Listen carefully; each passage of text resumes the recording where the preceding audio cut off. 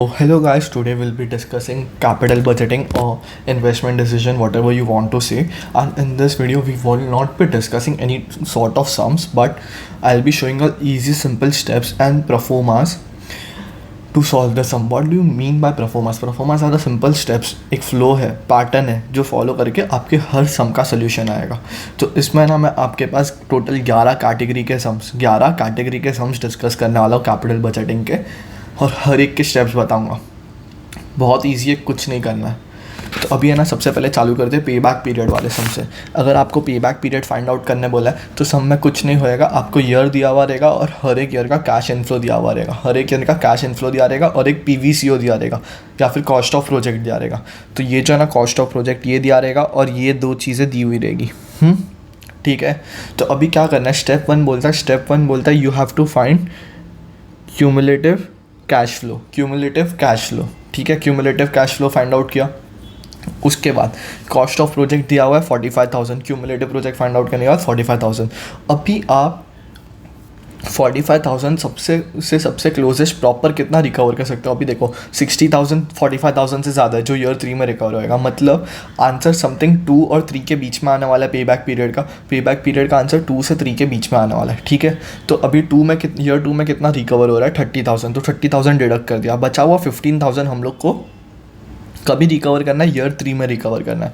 हम लोग को ईयर 3 में 15,000 रिकवर करना है. ठीक है. तो 2 साल तो पक्का लगने वाले.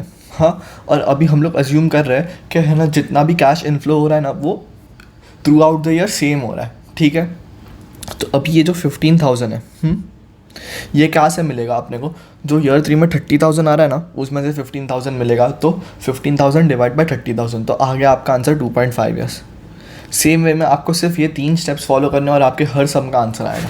तो पहले फर्स्ट स्टेप क्या है, मेरे साथ रिपीट करो या फिर नोट डाउन कर लो. First step is to find cumulative cash flow.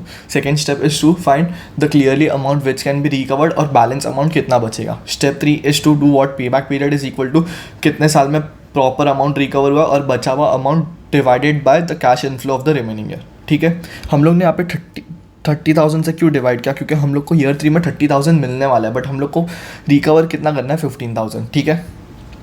तो यहाँ पे हम लोग है ना, पे बैक पीरियड का थोड़ा थियोरी भी पढ़ लेते हैं. Pay back period is easy to calculate but has the following limitations. इसके लिमिटेशंस क्या है, इसमें टाइम वैल्यू ऑफ मनी बहुत हद तक इग्नोर हो जाता है. फिर उसके बाद क्या है, हम लोग है ना, देखो पे बैक पीरियड कब तक है, 2.5 ईयर्स. तो हम लोग सिर्फ 2.5 ईयर्स तक जो कैश इनफ्लो हो रहा है ना, उसके ऊपर ध्यान दे रहे हैं.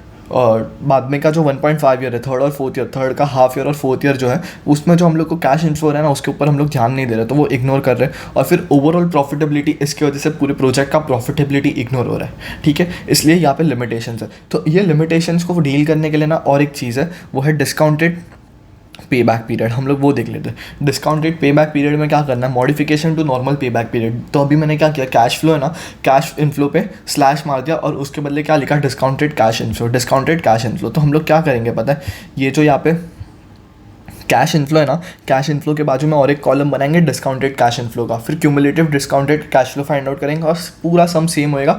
बस ये टाइम हम लोग कैश इनफ्लो की जगह पे डिस्काउंटेड कैश इनफ्लो पे ध्यान देंगे. ठीक है. तो ये आपके 2 टाइप के सम्स हो गए. कौन सा पे बैक पीरियड हो गया और डिस्काउंटेड पे बैक पीरियड हो गया. अभी हम लोग आ जाते हैं प्रॉफिटेबिलिटी इंडेक्स पे. प्रॉफिटेबिलिटी इंडेक्स बहुत ईजी है. ये मेरे को ना सबसे प्यारा सम लगता है. क्या है इसमें, profitability index indicates a profitability पर रूपी इन्वेस्टेड इन द प्रोजेक्ट. मतलब 1 रुपया अगर है ना प्रोजेक्ट में इन्वेस्ट किया तो हम लोग को कितना रुपया वापस मिलने वाला है. It shows the present value cash inflow against 1 rupee of present value cash outflow. Project with higher profitability index is to be selected. मतलब समझो ना, प्रोजेक्ट ए में आपने 1 रुपया डाला, रिटर्न में 1.5 रुपीज़ आ रहा है. प्रोजेक्ट बी में आपने 1 रुपया डाला, रिटर्न में 2 आ रहा है. तो कौन से में डालोगे, जिसमें 2 आ रहा है, जिसमें ज़्यादा आ रहा है ना. तो वही था ये. और अगर आपको ना कोई इंडिविजुअल प्रोजेक्ट बोला है, खाली ए प्रोजेक्ट दिया, प्रोजेक्ट ए बोला और उसका आपको प्रॉफिटेबिलिटी इंडेक्स फाइंड आउट करके कमेंट करने बोला, तो सिर्फ सिंगल प्रोजेक्ट है, तो यहाँ पे आप कंपैरिजन नहीं कर सकते. तो आप कंपैरिजन किससे करोगे, 1 से. अगर प्रॉफिटेबिलिटी इंडेक्स 1 से ज़्यादा है, if profitability index is more than 1, then accept the project, and if profitability index is less than 1 then reject the project. ये तो हो गया थियोरी और कमेंट्स. अभी ये प्रॉफिटेबिलिटी इंडेक्स फाइंड आउट कैसे करते हैं. प्रॉफिटेबिलिटी इंडेक्स फाइंड आउट करने का सिंपल फॉर्मूला है, PI is equal to PVCI divide by PVCO. What is PVCI, present value of cash inflow and what is PVCO, present value of cash outflow. कुछ नहीं करना है, जो total cash inflows रहता है ना उसको डिस्काउंट करके ईयर 1 पे लाना रहता है। तो अभी समझो फर्स्ट ईयर में आपको कितना मिल रहा है, 1 लाख मिलने वाला है, तो फर्स्ट ईयर को ईयर 0 पे लाओगे डिस्काउंट करके। ये सबको आता रहेगा जिसने ना फाउंडेशन दिया। जो डायरेक्ट एंट्री रूट वाले ना उनको थोड़ा यहाँ पे मेहनत करना पड़ेगा। तो ये हो गया प्रॉफिटेबिलिटी इंडेक्स। उसके बाद आ जाते सेकेंड, ये जो अपना फोर्थ पार्ट क्या, नेट प्रेजेंट वैल्यू। ये एग्जाम में बहुत बार आता है, ये मतलब सबसे ज़्यादा बार आने वाला कैटेगरी क्वेश्चन है। नेट प्रेजेंट वैल्यू NPV बहुत ईजी है। इसको है ना हम लोग ने 4 स्टेप में तोड़ दिया पूरे सम को। सबसे पहले क्या करोगे, calculate PVCO। What is PVCO, cost of project at year 0। अभी एट ईयर 0 का मतलब क्या, आप तो पहली बार तो जब इन्वेस्ट करोगे तभी ईयर 0 पे ही करने वाले हो इन्वेस्ट प्रोजेक्ट में। फिर समझो आगे जाके ईयर 3 में भी आप इन्वेस्ट करने वाले हो, तो ईयर 3 में आप 1 लाख रुपए इन्वेस्ट करोगे, तो वो 1 लाख की आज वैल्यू क्या है उसको प्रेजेंट वैल्यू बोलेंगे, आज वैल्यू क्या है उसको प्रेजेंट वैल्यू बोलेंगे। तो calculate PVCO of cost of project at year 0। उसके बाद है step 2, calculate cash inflow. Cash inflow कैसे फाइंड आउट करेंगे, sales minus variable cost minus fixed cost minus advertisement expense gives you cash flow before depreciation tax. Depreciation minus कर दोगे, फिर tax minus कर दोगे, फिर डेप्रिसिएशन ऐड बैक करोगे। क्यों, depreciation is a non cash expense, इसलिए आप उसको ऐड बैक कर रहे हो, क्योंकि उससे कैश आउटफ्लो हो नहीं रहा है, वो खाली हम लोग ने टैक्स डिडक्शन के लिए पहले लेस किया था, उसके लिए वापस ऐड बैक करोगे। तो यहाँ पे ध्यान देना, तो आपको मिलेगा कैश इनफ्लो। कैश इनफ्लो करने के बाद क्या करना है, सेम अभी कैश इनफ्लो का प्रेजेंट वैल्यू फाइंड आउट करो, कैश इनफ्लो का प्रेजेंट वैल्यू फाइंड आउट करो। तो PVCI फाइंड आउट करेंगे, that is discount cash inflow two year 0। ये डिस्काउंट कैसे करते हैं, हर स्टूडेंट को आता है जिसने फाउंडेशन एग्जाम दिया। अगर नहीं आता तो आप मेरे को कमेंट सेक्शन में बोल देना, मैं इसके ऊपर एक शॉर्ट्स लेकर आऊँगा और इसको लिंक कर दूंगा ये वीडियो के साथ, ठीक है। फिर उसके बाद स्टेप 4 क्या बोलता है, net present value is nothing but net present value is equal to PVCI minus PVCO। इतना हो गया, बट इतना सा करने से पूरा सम नहीं होता। अभी है ना कोई सम में ना छोटे छोटे एडजस्टमेंट है, छोटे छोटे चेंजेस है, वो मैंने ये नोट्स में कवर किए। तो लेट्स रीड द नोट्स, बहुत ईजी है। If net present value is positive, the project will have profit and is to be accepted. ठीक है। Sometimes the company may have to invest for stock at the beginning of the project. This amount is called investment in working capital. अभी ये क्या है पता है, जब project खत्म होएगा ना तब ये पैसा जो आपका स्टॉक में अटका हुआ है वो आपको वापस मिलेगा। तो लास्ट ईयर में आपको ये पैसा वापस मिलने वाला है, तो ये इनफ्लो हो गया। तो इसका ट्रीटमेंट कैसे करेंगे वो ये यहाँ पे मैंने ब्लू में लिखा है, ठीक है। Investment in working capital must be added to PVCO। क्यों, ईयर 0 में वो बाहर जा रहा है और फिर वापस से उसको ऐड बैक करना है PVCI में। क्यों, PVCI में जब प्रोजेक्ट खत्म होएगा तभी हम लोग को वापस पैसा मिलेगा ना, तो डिस्काउंट करके उसको ईयर 0 पे लाना है और उसको ऐड करना है PVCI में भी, तो दोनों जगह पे ऐड होएगा, ठीक है। ये करना ही पड़ेगा। फिर उसके बाद और एक चीज़ है, हम लोग को आगे जाके समझो हम लोग ने प्रोजेक्ट है ना, प्रोजेक्ट के बदले मशीन है, मशीन में पैसे इन्वेस्ट किया आज ईयर 0 पे, ईयर 0 पे मशीन में पैसे इन्वेस्ट किए। उसके बाद हम लोग मशीन बेचेंगे, जब प्रोजेक्ट खत्म होगा तो मशीन से पैसे आएंगे, तो वो क्या है, इनफ्लो। तो उसको भी है ना ईयर 0 पे लाके प्रेजेंट वैल्यू में डालेंगे, प्रेजेंट वैल्यू ऑफ CI में डालेंगे, ठीक है। तो ये था आपका पूरा 4th पार्ट जो हम लोग ने डिस्कस किया, नेट प्रेजेंट वैल्यू। अभी आगे बढ़ते हैं। अभी तो ये ना, ये तो पूरा फॉर्मूला का गेम है, इसमें कुछ नहीं है। Average rate of return, average rate of return, ARR क्या है, average rate of return. Average rate of return कैसे फाइंड आउट करेंगे हम लोग, रिटर्न किसके ऊपर फाइंड आउट करें, जो इन्वेस्टमेंट किया। तो नीचे हमेशा इन्वेस्टमेंट रहेगा। यहाँ पे 2 टाइप का इन्वेस्टमेंट रह सकता है, एक इनिशियल इन्वेस्टमेंट और एक हो सकता है average investment. What is average investment, average investment is nothing but cost plus scrap divide by 2, ठीक है। और इनिशियल इन्वेस्टमेंट मतलब वो जो कॉस्ट ऑफ प्रोजेक्ट आप ईयर 0 पे इन्वेस्ट करते हो। और न्यूमरेटर में हमेशा क्या रहेगा, average net profit after tax, average net profit after tax. तो एवरेज रेट ऑफ रिटर्न का फॉर्मूला क्या बनता है, अभी average rate of return, return किसके ऊपर आता है, इन्वेस्टमेंट पे। तो नीचे क्या आएगा, इन्वेस्टमेंट। इन्वेस्टमेंट 2 टाइप के हो सकते हैं, एक हो सकता है एवरेज और एक हो सकता है इनिशियल।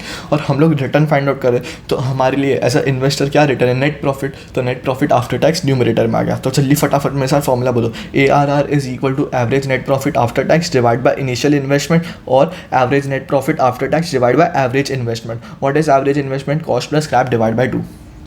ये हो गया 5th type. 6th type of sum is internal rate of return. 6th type of sum is internal rate of return. What is internal rate of return? It is the discount rate. It is the discount rate at which PVCI is equal to PVCO. It is the discount rate at which PVCI is equal to PVCO. तो मैं क्या करूँगा पता है, मैं अगर है ना मॉडरेटर होऊंगा ना तो क्वेश्चन ऐसे आ सकता है, आपको बोला रहेगा PVCI PVCO इक्वल है internal rate of return find out करना है। तो इसमें ना आपको सम में उल्टा जाना है, ठीक है। तो the discount rate at which PVCI and PVCO is equal, that rate is called internal rate of return and needs to be calculated by trial and error method. ये आप लोग ने ना हायर परचेज वाले चैप्टर में भी किया हुआ है अकाउंट्स में, ठीक है। And at internal rate of return that is IRR PVCO is equal to PVCI, ये लाइन याद रख लेना। ये हो गया हम लोग का 6 टाइप। अभी है ना हम लोग सबसे पहले ना MRR देखते, that is modified rate of return MRR। अगर है ना मैं मॉडरेटर हूँ और मेरे को पेपर डिफ़िकल्ट बनाना है ना, मैं ये वाला सम डाल दूँगा। ये वाला सम बहुत सारे लोग इग्नोर करके जाते हैं, तो मैं ये वाला सम डाल दूँगा, मॉडिफाइड रेट ऑफ रिटर्न। इसका शायद तक सिर्फ एक सम है बुक में, तो मैं ये सम डालूंगा, modified rate of return. Modified rate of return कैसे कैलकुलेट करेंगे? Calculate future value of cash inflow. मतलब है ना आपको जो 3 साल में आज कैश इनफ्लो होने वाले, तो अभी समझो एक प्रोजेक्ट में इन्वेस्ट किया, वो प्रोजेक्ट 3 साल तक आपको पैसे देने वाला है। तो लास्ट ईयर कौन सा है? तीसरा साल। तो तीसरे साल का फ्यूचर वैल्यू क्या होगा? वो जो मिलने वाला है। तो यहाँ पे 100। फिर सेकेंड ईयर में जो मिलने वाला है उसका फ्यूचर वैल्यू कभी का लेंगे? 1 साल बाद का। क्यों? तीसरे साल पे सब्सिडी एंड हो रही है ना, तो और उसमें अभी समझो दिया हुआ है फ्यूचर वैल्यू का फैक्टर है 10%, तो हम लोग है ना सेकेंड ईयर के इसमें एक बार 10% ऐड कर देंगे। क्यों? हम लोग को सेकेंड ईयर से थर्ड ईयर पे जाना है। सेम वे में फर्स्ट ईयर का देखते हैं, फर्स्ट ईयर में हम लोग को कितने ईयर पे जाना है? फर्स्ट से सेकेंड, सेकेंड से थर्ड, तो 2 बार 10% ऐड किया। हम लोग ने 10% ऐड क्यों किया? क्योंकि क्वेश्चन में हम लोग को बोला 10% फैक्टर है डिस्काउंटिंग का, ठीक है। ऐड किया, टोटल FVCI फाइंड आउट किया। अभी अगर आप लोग ने मैथ्स अच्छे से किया है फाउंडेशन का, उसमें एक फॉर्मूला था कंपाउंड इंटरेस्ट वाला, A amount is equal to principal into 1 + R⁻n। हाँ, ये फॉर्मूला यूज़ करेंगे। प्रिंसिपल क्या हम लोग को स्टार्टिंग में कितना मिल रहा था? 100 रुपया। बट आफ्टर 3 इयर्स ये 100 रुपये मिल के वैल्यू कितना हो रहा है? 331। तो ये A हो गया, ये A हो गया, और ये P हो गया, और ये 3 इयर्स जो है ये N हो गया। इससे आपको R मिलेगा फॉर्मूला में सब्स्टिट्यूट करके। तो स्टेप 2 है फॉर्मूला में सब्स्टिट्यूट करना। ये हो गए अपने 7 टाइप के सम। अभी जो सम सारे ना ये मिसलेनियस सम है, ये एज सच है ना, ऐसे स्पेसिफिकली कहाँ पे बुक में दिए नहीं है, बट उसके पहले ना थोड़ा सा देख लेते हैं। Methods of calculating cash inflow, हम लोग ने ये वाला मेथड पढ़ा हुआ है। Methods of calculating cash inflow में वो वाला मेथड तो पढ़ा हुआ है हमने, जो मैंने ऊपर टिक किया। 1 मिनट ना, हम लोग ने ये वाला मेथड तो पढ़ा है, sales minus variable cost minus fixed cost gives you net profit before tax minus depreciation minus tax, फिर एड बैक डेप्रिसिएशन, ये किया है। अभी और एक है, अभी समझो अगर है ना आपको कोई ऐसे एज सच पैसा मिल नहीं रहा, बस आप है ना कुछ चीज़ इंस्टॉल कर रहे हो, कुछ इन्वेस्टमेंट कर रहे हो, उससे पैसा बच रहा है।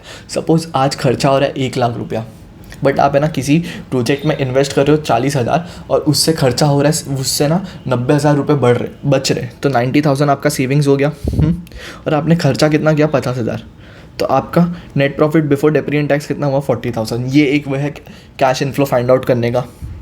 हाँ, और अगर आप फर्स्ट और सेकंड मेथड को ऐड कर दोगे तो आपको थर्ड मेथड मिल जाएगा, जहाँ पे आपको कैश इनफ्लो भी हो रहा है और वहाँ पे कॉस्ट सेविंग्स भी हो रही है। तो क्या हो जाएगा? Sales minus variable cost minus fixed cost minus advertisement plus cost savings, ठीक है। तो ये था आपका कैश इनफ्लो फाइंड आउट करने का। अभी आ जाते हैं नेक्स्ट कैटेगरी पे। मैं तो काउंट भूल गया भाई, इतने सारे कर लिए। शायद ये 8th कैटेगरी है, हाँ, क्योंकि मैंने थोड़ा ऊपर नीचे से कराया ना, तो ये 8th कैटेगरी है मेरे हिसाब से। क्वेश्चंस पे cash inflow is not available. हम लोग कंपेयर कैसे कर रहे थे? हम लोग PVCI माइनस PVCO करके NPV जो आ रहा था उससे 2 प्रोजेक्ट को कंपेयर कर रहे थे। अगर वो नहीं कर पाया तो PI यूज़ करके कर रहे थे।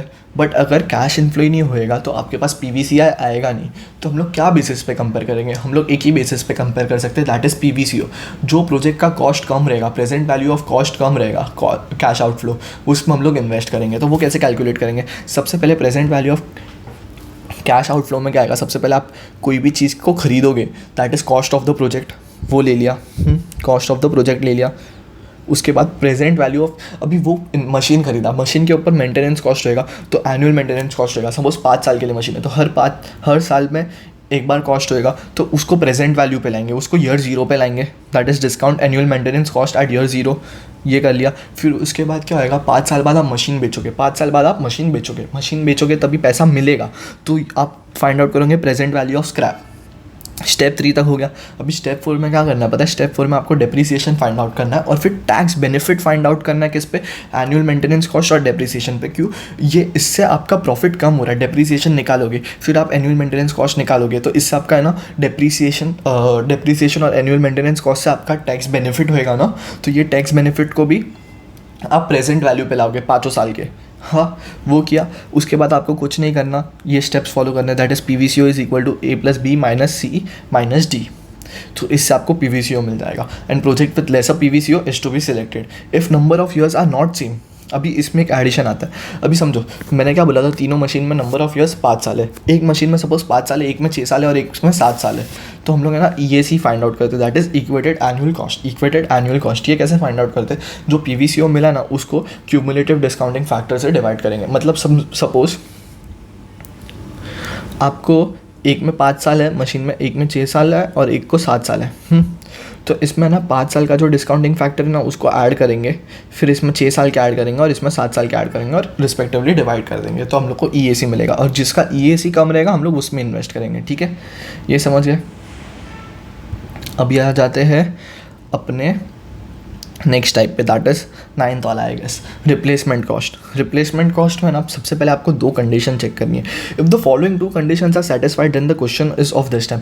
अगर आपको एक बार है ना मैं बोल देता हूँ, अगर आपको थोड़ा भी डिफिकल्टी आ रहा है ना तो आप है ना वीडियो में इतना ज़्यादा समझ में नहीं आ रहा है तो आप क्या करो पता है, आप बुक लेके बैठो आपकी एफएम की क्लासेस या फिर मॉड्यूल, और सम्स के साथ है ना ये स्टेप्स को रेफर कर देता हूँ, क्रॉस कनेक्शन कर देता हूँ, क्रॉस रिलेट करो, तो है ना बहुत ईजीली समझेगा।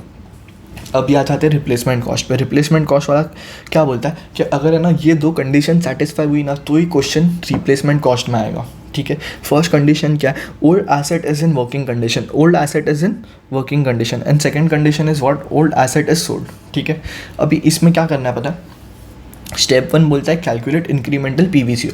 Calculate incremental P V C O. What is incremental P V C O? Incremental P V C O is increase in cash outflow. Increase in cash outflow तो क्या होएगा पता है, आपने पहले कितना खर्चा किया था ओल्ड मशीन पे, 5 लाख, ये हो गया।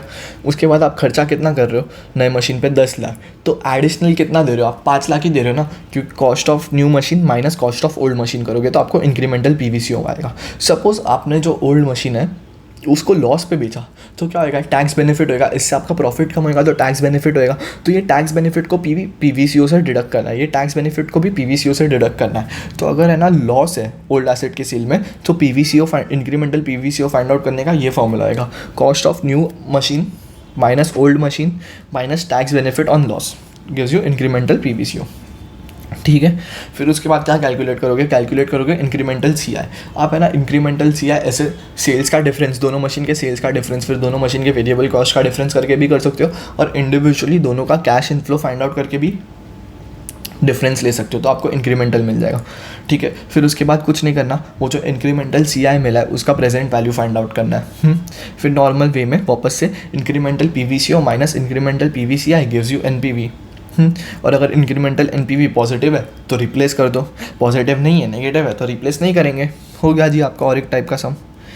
प्रो मतलब क्या बोलूँ, अभी हम लोग इतना अच्छे पेस पे जा रहे हैं ना, मुझे अच्छा लग रहा है ये देख के कि ये पेस पे चल रहे हैं हम लोग। 2 मिनट का आप एक थोड़ा सा शॉर्ट ब्रेक ले लो, मैं तब तक चेक कर लेता हूँ कुछ बाकी तो नहीं है। अभी हम लोग करने वाले हैं नेक्स्ट टाइप का, optimum replacement cycle. Optimum replacement cycle सिर्फ अभी 2 टाइप्स बाकी है, वीडियो में बने रहे, दोनों टाइप्स करने वाले और फिर आपका पूरा ये चैप्टर इजी स्टेप्स के थ्रू हो जाएगा। Optimum replacement cycle.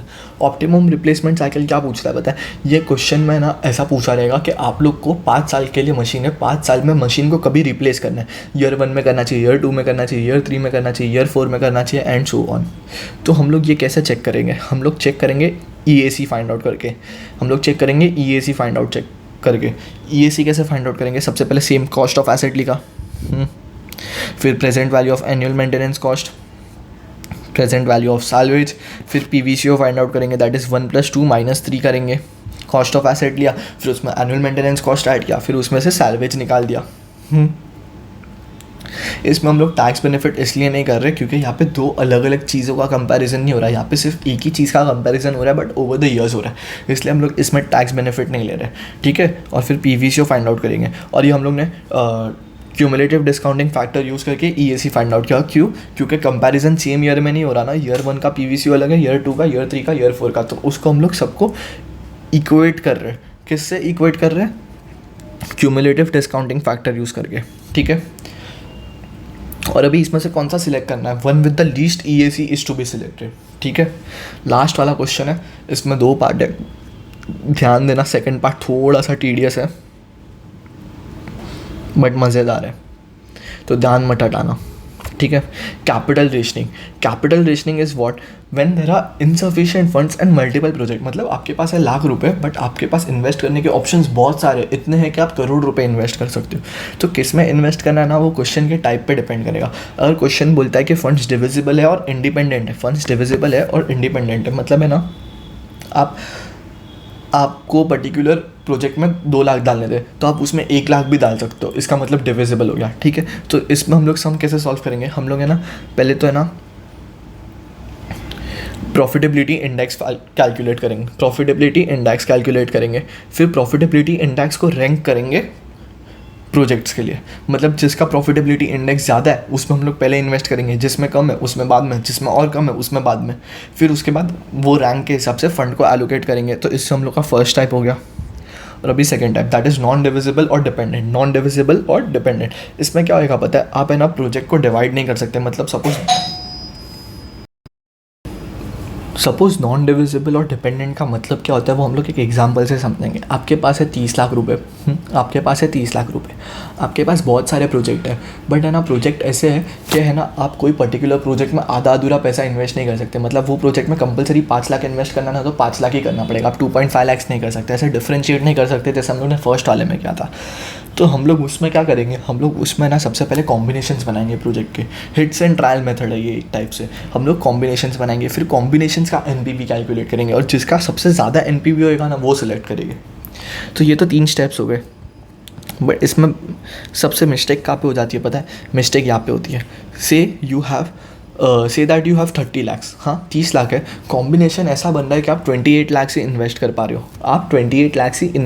रहे हो, तो बचे हुए 2 लाख आप क्या करोगे, आप बचे हुए 2 lakh risk free market return में इन्वेस्ट करोगे जहाँ पे रिस्क ही नहीं है। जैसे कि बैंक में डाल दिया तो वहाँ पे 10% मिल रहा है सपोज, हाँ आपने ये पैसे उठाए थे 12% पे, 12% ब्याज पे आपने ये पैसे उठाए थे, आप इन्वेस्ट कितने पे कर रहे हो 10% पे, तो वो 2% का लॉस हो रहा है ना वो आपको एनपीवी में से डिडक्ट करना है, समझे। अगर ये नहीं समझा ना, आपके बुक में मॉड्यूल में या फिर आरटीवी में एक सम है, वो एग्जाम्पल के साथ ये समझो, बहुत इजीली हो जाएगा। अगर आप लोग को ना ये वीडियो यूज़फुल लगा हो, अगर आपको ये स्टेप्स अच्छे लगे हो, ये ऐसा समरी नोट्स अच्छा लगा हो, तो वीडियो को लाइक करो, शेयर करो, सब्सक्राइब करो और कमेंट सेक्शन में मेरे को बताना नेक्स्ट चैप्टर में रिस्क एनालिसिस पे ऐसा लाओ कि नहीं, ठीक है। और अगर आपको ना थोड़ा डिफ़िकल्टी आया होगा, मेरे हिसाब से आया होगा क्योंकि ऐसे टाइप का आपने कभी रिवीजन किया नहीं है, this is the first time आप ऐसे टाइप का रिवीजन कर रहे होगे।